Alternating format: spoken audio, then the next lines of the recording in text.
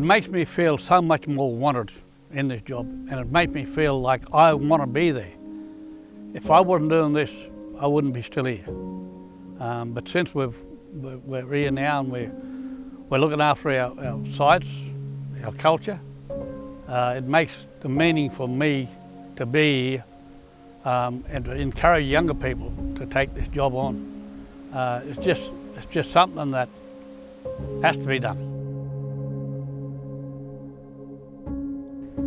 This project was undertaken along the Tarrion Creek on the Tarrion Travelling Stock Reserve. We've also done a lot of projects with landholders, removing boxthorn and cactus from Coolabah black box in other areas around the west. As part of this project, we've also run a series of grazing management workshops, which have been really successful and well attended, and have seen people adapting new ways of managing their Coolabah black box communities, so that we have a more diverse understory and therefore a more resilient landscape. There's potential for the community to become extinct, which is a real shame when you're talking about an iconic species like Coolabah. It is one eucalypt tree that most Australians know. They can identify it through, waltzing Matilda under the shade of the Coolabah tree. It's a very Australian tree, so it is a shame that it's got to this stage where it is an endangered ecological community.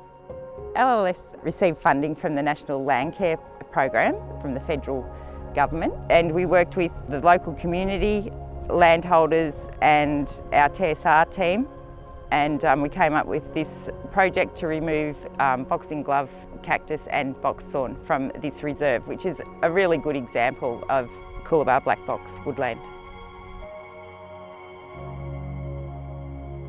Yeah, so we're 5 or 6 k's out from Brewarrina. We're on the Tarrion Creek, and so we're just south of Brewarrina Township, where one of the oldest fish traps, well, the oldest we can think of, maybe in the world. Working with partnerships is the main goal. We need to explore more.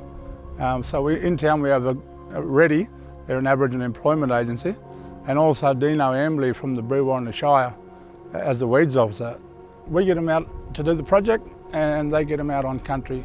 It was a big effort from the boys themselves, because getting back out on country is something that they don't get a chance to do.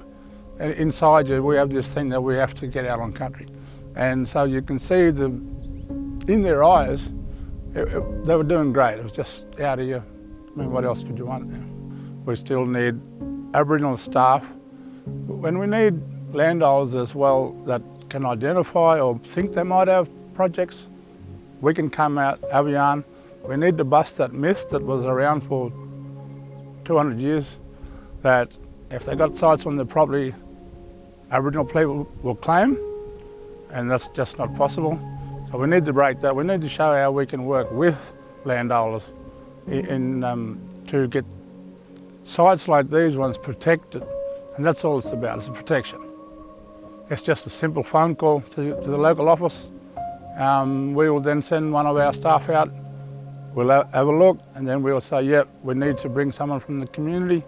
And this one here, it doesn't need anything else but the fences that are around it, getting rid of boxthorn, overgrown cactus, things that are around to protect the area, and that's what we need for this one here.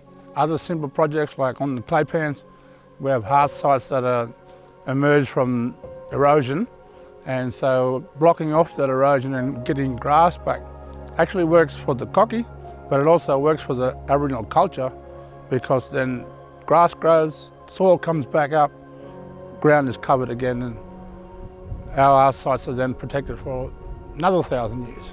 And that's what we could hope for.